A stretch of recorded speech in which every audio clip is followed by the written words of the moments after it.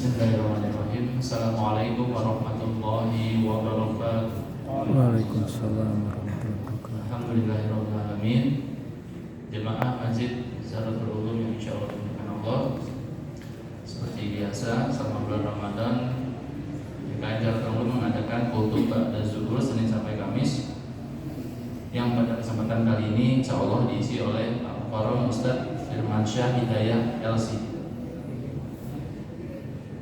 Jemaah sekalian, setelah nanti penyampaian kultum oleh Pak Ustadz, jemaah bisa bertanya baik secara langsung ataupun melalui WA di 0895 3233 90744. Saya ulangi di 0895 3233 90744. Adapun bagi jemaah yang berhalangan hadir bisa menyaksikan langsung acara khutbah kali ini di IG Masjid Zahratul Ulum, Masjid_Zahratul Ulum. Pak Ustadz, insya Allah ceramahnya sampai dengan jam 1 kurang 10 menit, 10 menit terakhir isi tanya jawab, dan mohon sebelum selesai ditutup dengan doa kepada Allah. Silakan Ustadz.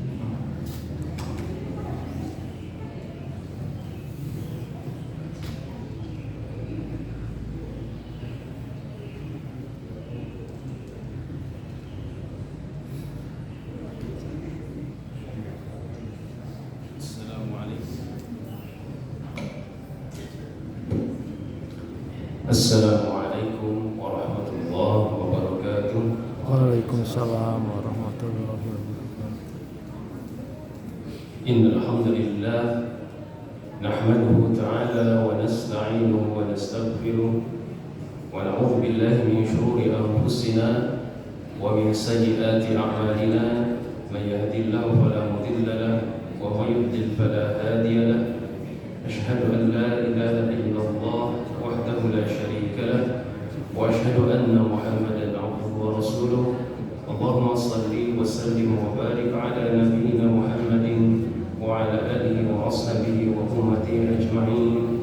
Wa ba'd.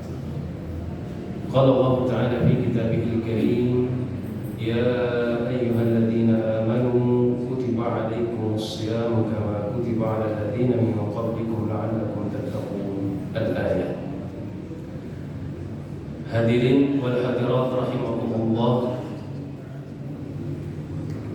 yang sama-sama mengharapkan rahmat dan maghfirah Allah Subhanahu wa taala, mari kita panjatkan puji dan syukur kehadirat Allah Subhanahu wa taala yang hingga detik ini di bulan suci Ramadan ini kita diberikan kesempatan oleh Allah Subhanahu wa taala untuk sampai kepada bulan suci Ramadan ini, dan kita sekarang menapaki sepertiga bulan suci Ramadan, artinya 10 hari kita telah menyelesaikan perjuangan kita di bulan suci Ramadan ini.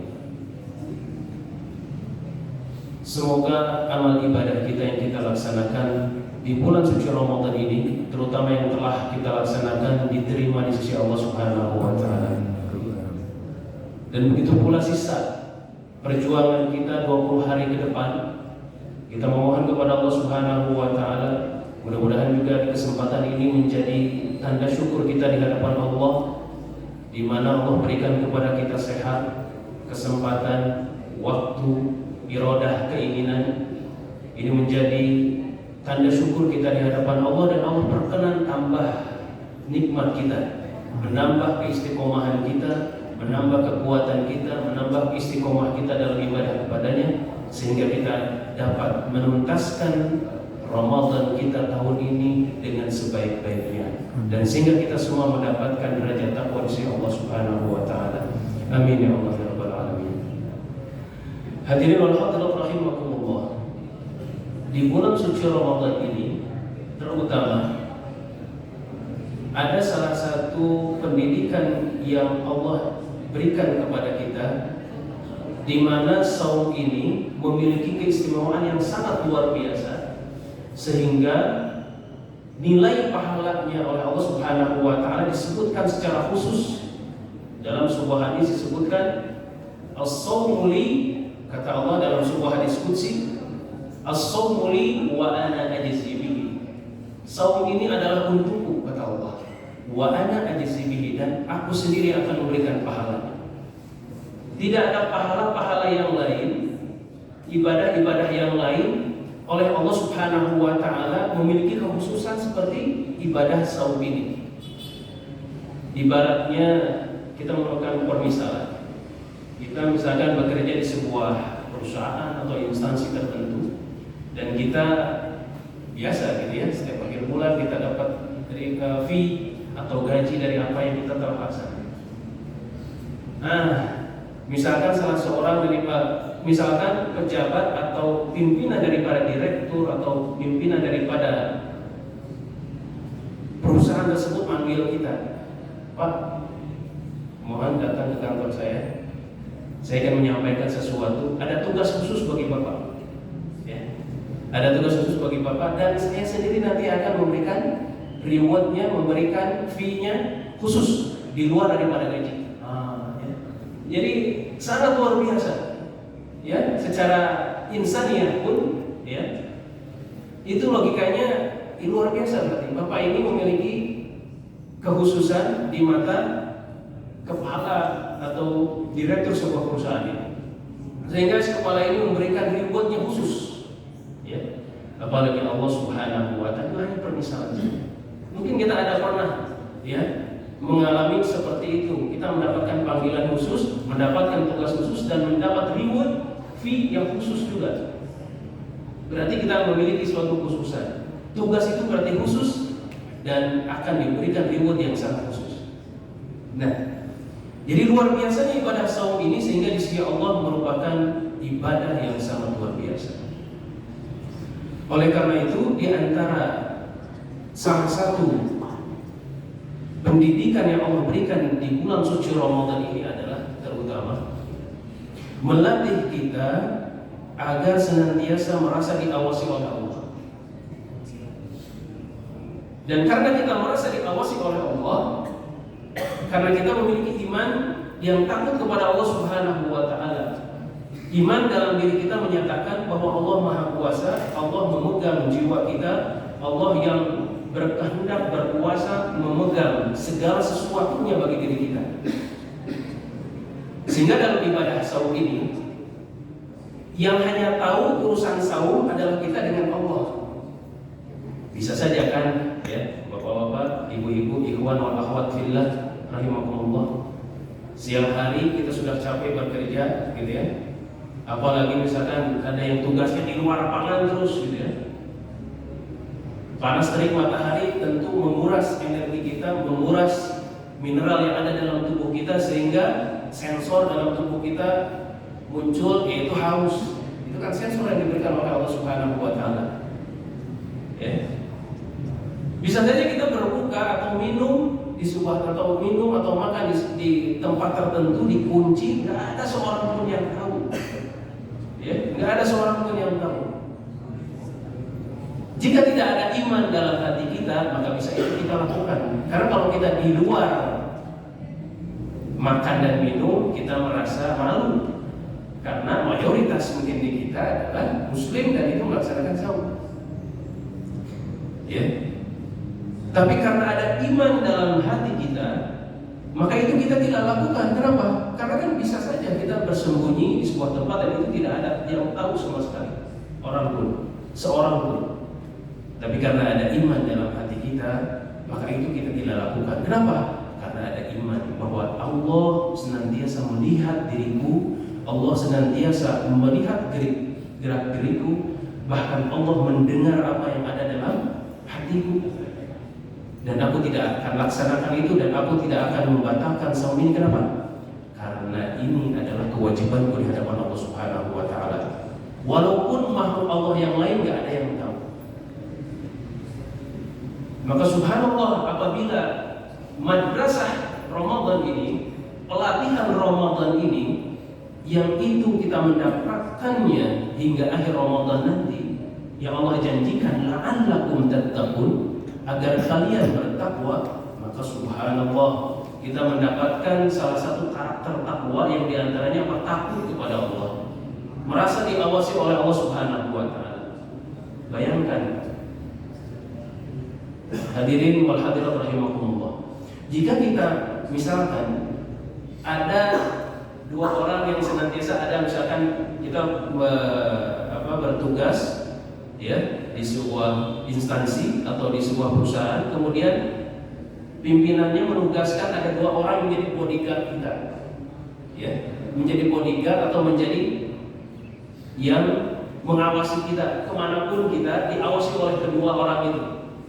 Apa yang terjadi bagi kita? Kita takut melakukan hal-hal yang itu di luar daripada yang ditugaskan oleh pimpinan kita itu. Kenapa? Ada bodyguard, ada yang mengawasi, ya, ada yang mengawasi. Maka kita takut melakukan hal-hal yang di luar daripada perintah, atau itu melanggar daripada perintah atasan kita. Karena kita apa? Takut ada dua orang ini yang senantiasa mengawasi kita. Logika sederhananya adalah kita pun kalau diawasi seperti itu kan kita pasti takut ya melanggar atau melakukan hal-hal yang di luar daripada tugas kita. Apalagi itu disandingkan oleh yang Allah firmankan kepada kita bahwa kanan kiri kita Allah tugaskan asisten yang disebut malaikat yang menuliskan setiap amalan-amalannya. Dan di luar daripada itu semua bahwa Allah senantiasa melihat kita. Dalam sebuah ayat Allah firmankan, wa huwa ma'akum aynama kuntum. Dan Allah senantiasa bersamamu dimanapun kau berada. Jadi jika ada iman dalam hati kita bahwa kita merasa diawasi oleh Allah Subhanahu wa Ta'ala, maka mustahil kita akan mudah melakukan hal-hal yang itu bertentangan dengan aturan Allah Subhanahu wa Ta'ala. Maka mustahil kita akan mudah melakukan hal-hal yang bersifat maksiat, berbuat dosa, walaupun orang tidak tahu. Kenapa? Karena dia merasa diawasi oleh Allah Subhanahu wa Ta'ala dan senantiasa Allah melihat perbuatannya. Dan itu adanya di ibadah saum. Karena yang tahu antara saum dengan tidak saum kita, kecuali yang memang uzur ya, yang sakit, yang dalam perjalanan, gitu ya, itu kecuali. Tapi jika seseorang itu mengaku dirinya beriman kepada Allah dan menerima ibadah saum ini adalah kewajibannya sebagai muslim, maka dia akan melaksanakan itu dengan sebaik-baiknya dan karena Allah. Oleh karena itu, di antara keutamaan ibadah bulan suci Ramadan, pendidikan bulan suci Ramadan ini bagi kita bukan hanya menahan lapar dan haus ya. Dan insya Allah kita sudah menjadi alumnus Ramadan sudah sekian puluh tahun. Bahkan mungkin di kelas 1 SD kita sudah diajari orang tua kita, oleh guru-guru kita saum. Alhamdulillah ya, bisa tamat saum dari pagi sampai sore sampai maghrib ya, 30 hari tamat. Tapi kan kelas kita mungkin bukan hanya di situ. Kelas kita mungkin harus naik level kita karena daripada fadilah atau keutamaan pendidikan saum ini bukan hanya melapar hawa nafsu, makan dan minum saja, bukan. Di balik itu semua, terutama tadi Allah mendidik kita di mana diuji keimanan kita bahwa menerapkan pendidikan saum ini di luar saum kita atau diterapkan dalam kehidupan kita keseharian. Maka jika ada rasa takut dan merasa diawasi kita oleh Allah Subhanahu wa Ta'ala, maka tadi jika kita sebagai ayah, jika kita sebagai kepala rumah tangga, jika kita yang beramanah untuk mengurus rumah tangga kita, maka kita akan melaksanakan sebaik-baiknya itu karena Allah. Kenapa? Karena hubungannya ibadah dia dengan Allah Subhanahu wa Ta'ala. Jika dia diamanahi oleh Allah Subhanahu wa Ta'ala jabatan, maka dia tidak akan semena-mena dengan jabatannya, walaupun orang tidak tahu atau bawahannya tidak tahu atau atasannya tidak tahu. Kenapa? Karena dia hubungannya langsung dengan yang maha melihat dia. Jika dia, maka ketika dia akan melakukan hal-hal yang itu merugikan usahanya, merugikan instansinya, atau bahkan itu merugikan rakyatnya, maka dia akan berhitung beribu-ribu kali untuk melakukan itu. Jika apa? Jika ada iman dalam hatinya. Jika dia seorang muslim, jika dia beriman, maka dia akan berhitung melakukan hal-hal perbuatan maksiat itu. Kenapa? Karena ada iman, merasa diawasi oleh Allah Subhanahu wa taala. Begitupun juga pedagang. Ya, walaupun yang konsumen yang tidak tahu bahwa timbangan itu sudah dia otak-atik, entah itu digital, entah itu manual, ya. Yang pembeli mungkin tidak tahu, tapi jika ada iman dalam hatinya, iya, pembeli itu tidak tahu, tapi Allah Maha tahu. Hadirin wal hadirat rahimakumullah. Ada sebuah kisah yang menarik tentang hal ini. Di zaman Umar bin Khattab radhiyallahu anhu, ketika beliau menjadi khalifah, di antara salah satu tugas beliau yang beliau wajibkan dalam dirinya kepada dirinya adalah menginspeksi, atau istilah kita sekarang menelusuri. Setiap malam beliau itu berkeliling, ya, berkeliling di Madinah untuk apa? Mengecek, khawatir jika ada yang dia urus rakyatnya, yang ada di dalam kekuasaannya, yang ada di dalam tanggung jawabnya itu tidak makan atau tidak minum atau dalam kelaparan. Pada suatu malam beliau berkeliling, ya, setelah keliling diinspeksi nggak ada, ya, yang istilahnya mengeluh atau dalam kekurangan, alhamdulillah nggak ada. Setelah beliau kelelahan berkeliling tersebut, kemudian beliau bersandar di sebuah rumah, ya. Nah, di malam itu masih ada yang bercakap-cakap. Ternyata di rumah itu ada siapa? Ada seorang anak perempuan dan ibunya. Yang ternyata si ibu dan anak ini setiap harinya itu menjual susu unta yang dijual di pasar Madinah.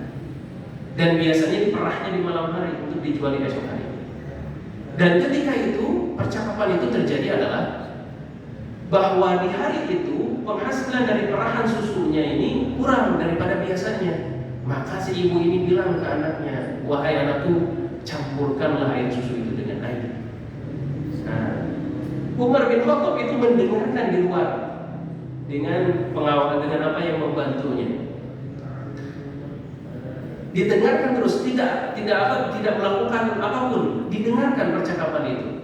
Kemudian apa? Si anak ini berkata, "Wahai ibunda, apakah engkau tahu bahwa ini ghish, bahwa ini penipuan, dan penipuan ini tidak dibolehkan dalam Islam dan sudah diputuskan oleh Umar bin Khattab radhiyallahu anhu bahwa jika ada yang melakukan hal ini maka akan diusir dari pasar." Ya.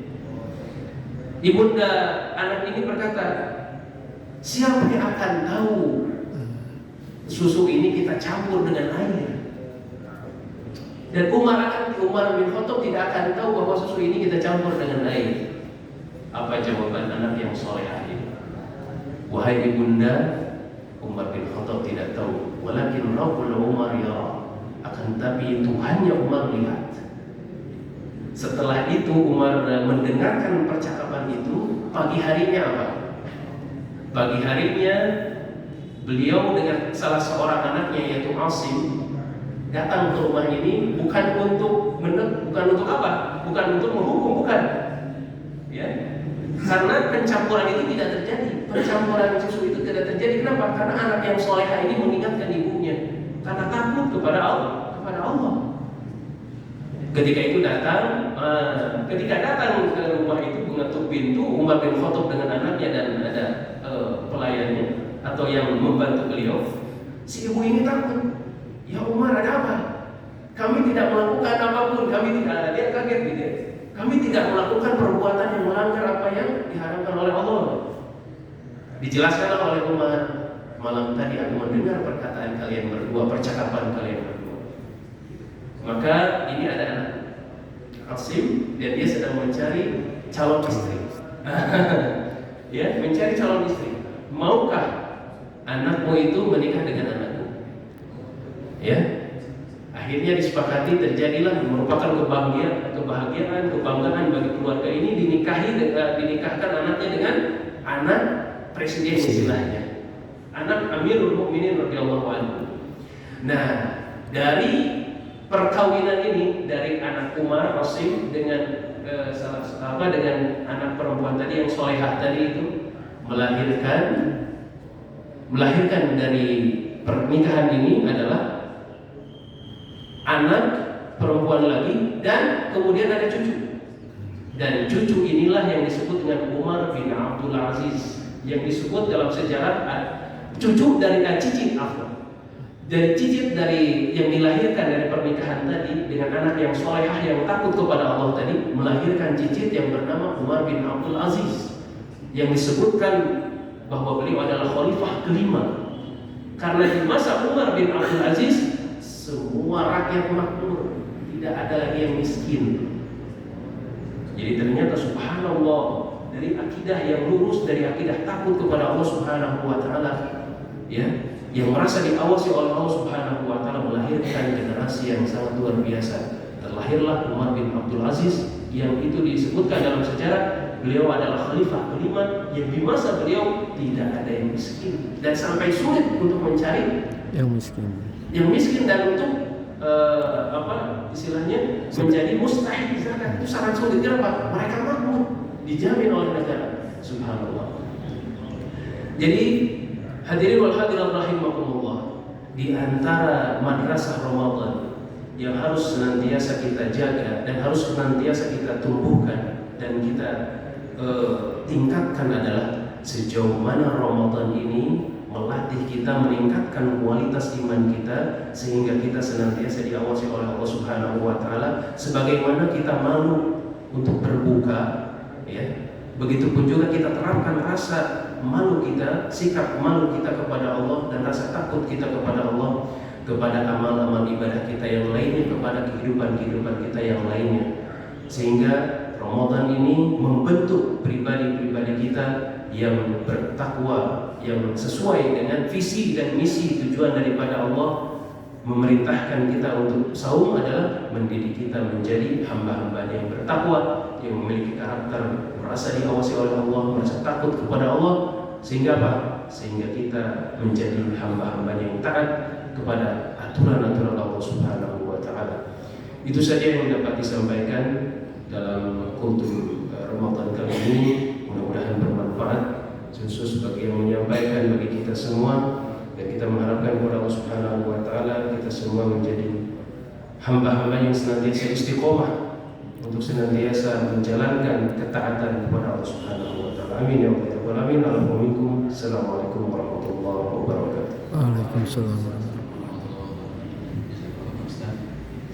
Jemaah sekalian, jika ada yang ingin bertanya langsung silakan angkat tangan. Jika tidak, sambil menunggu Pak Ustaz, saya ada dua pertanyaan terkait dari yang Pak Ustaz sampaikan. Pak Ustaz menyinggung masalah syafaat ya Pak Ustaz, sedikit. Ya, itu mau penjelasan sedikit Pak Ustaz terkait syafaat ini. Apakah ada katakanlah ketentuannya sehingga itu kalau tidak salah saya diberikan rukhsah terkait puasa Ramadan, atau katakanlah kondisi-kondisi tertentu ketika seorang ini katakanlah dia kurang sehat atau kurang dan perjalanan jauh, maka diperbolehkan. Itu bagaimana itu? Baik. Ini berkenaan dengan fikih saum. Jadi sebagaimana disebutkan di dalam Al-Quran surat Al-Baqarah ayat ke-185, Allah Subhanahu wa taala berfirman, A'udzubillahi minasyaitonir rajim, ayyaman ma'dudat, faman kana minkum maridan aw 'ala safarin fa'iddatun min ayyamin ukhra. Jadi kewajiban saum ini ya terhitung beberapa hari, yaitu bisa 29, bisa 30 ya. Dalam Ramadan kan biasanya Alhamdulillah dan Isa. Nah, faman kana minkum maridan, namun jika kalian sakit, karena puasa Ramadan itu wajib, maka hukumnya wajib. Nah, di sini ada istisna disebutnya, ada pengecualian. Nah, disebut dengan istilah rukhsah. Ya, rukhsah artinya keringanan. Ya, keringanan dalam saum adalah disebutkan dalam ayat ini maridun, sakit. Ya. Nah, sakit di sini perlu dikategorikan bahwa jika sakit ini yang jika sakit ini dengan dia saum akan bertambah sakitnya, maka hendaklah dia mengambil rukhsah. misalkan demam, lemas gitu ya, harus perlu minum, karena kalaupun hanya demam dan dia misalkan bisa dehidrasi, itu akan membahayakannya. Ya, maka hendaklah dia ambil rukhsah. Jadi di sini memang bisa sifatnya subjektif, ya. Bisa subjektif, bisa juga objektif. Objektifnya apa? Diukur oleh dokter misalkan. Dia sakit nih di bulan suci Ramadan ini. Dia kalau secara fisik nggak lemes Pak, tapi karena dia misalkan ada masalah di lambungnya, ya, atau masalah lain yang itu menurut dokter, Pak, Bu, walaupun misalkan fisik Bapak bagus, fisik Ibu bagus, tapi menurut kedokteran ini perlu ditangani dulu, ya, karena sakit Ibu memerlukan asupan nutrisi, perlu asupan mineral dan seterusnya. Nah ini berarti objektif. Objektifnya apa? Menurut dokter ilmu. Maka hendaknya dia ambil rukhsah, ya, gitu. Ada juga tadi subjektif. Aduh, misalkan seseorang demam, biasa saja, saum juga demam, biasa, flu biasa lah saumnya. Tapi ada nih orang yang lain kok demamnya bisa parah. Nah, jangan sampai disamakan antara si A dengan si B, ya. Maka di sini subjektif. Di sini perlu kejujuran, ya. Jadi sakitnya bukan hanya disakit-sakitkan, tapi betul-betul jujur biasanya. Ya, sebaiknya itu diukur oleh kemampuan masing-masing. Ya, lebih tepatnya tadi memohon anjuran dokter. Ya, itu yang pertama maksud. Yang kedua safar. Begitupun juga safar. Karena ini rukhsah, jika misalkan perjalanan ini sudah masuk safar istilahnya. Jadi kalau istilah kita kan sekarang mudik nih, ya. Mudik bisa sampai dari Bandung ke Jawa, kemana bisa berjam-jam, bisa sampai setengah hari, sampai 2 hari dan seterusnya. Nah, jika misalkan dalam safar ini, ini sudah biasa sih safar ini, ya perjalanannya jauh, asal saum biasa aja. Ya bagi dia mungkin akan lebih baik saum. Tapi jika saum ini akan menyebabkan dia apa? Kelelahan, dan kelelahan itu bisa menyebabkan dia sakit, dan sakitnya bisa parah, sebaiknya diambil rukhsah. Ya, jadi di sini memang rukhsah di sini bisa dikatakan subjektif, ya. Dimana karena pilihan di sini bukan wajib mengambil rukhsah, bukan, tapi pilihan, ya, pilihan. Jadi silakan, misalkan karena saya mau safar karena keluarga, misalkan dia bawa anak, bawa istri, ya, lebih baik misalkan mereka berbuka, saya pun berbuka saja, itu nggak apa-apa, karena sudah dinas dalam Al-Quran. Jadi walaupun misalkan saya masih nggak lelah, nggak capek walaupun dalam perjalanan, tapi melihat anak istri, kita bawa keluarga, saya buka bareng aja, saya berbuka saja, nggak apa-apa, kenapa? Sudah dinas oleh ayat, ya. Jadi walaupun misalkan perjalanan kali ini sudah masuk ke safar, ya, dan kita sudah masuk ke wilayah dalam arti koridor rukhsah, maka walaupun misalkan tubuh kita kuat, kita mengambil tidak saum silakan, karena sudah dinas dalam Al-Quran, dan itu tidak dibatasi. Safar itu tidak dibatasi, ya, tidak dibatasi sekian kilometer, ya, sekian. Tapi kalau sudah termasuk adat kita, kebiasaan kita itu sudah termasuk istilahnya mudik, safar, berarti itu perjalanan jauh, bukan perjalanan biasa. Maka diperbolehkan untuk kita mengambil rukhsah tersebut, ya. Nah, di sini memang tadi sekali lagi dikembalikan kepada kejujuran masing-masing, ya. Walaupun di dalam ayat terakhirnya disebutkan oleh Allah Subhanahu wa taala, apabila kalian saum dan itu lebih baik bagimu, ya.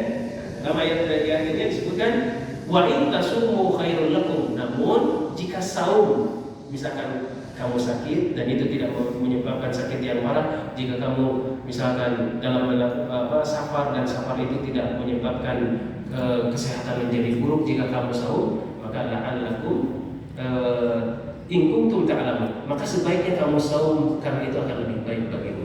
Jadi tadi sekali lagi bahwa itu rukhsah, pilihan, silahkan disesuaikan dengan kondisi kita secara objektif masing-masing. Wallahu a'lam bishawab.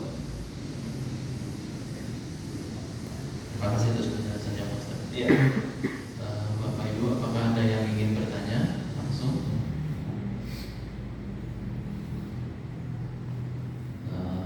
Tidak ada. Baik, Pak Ustaz, sepertinya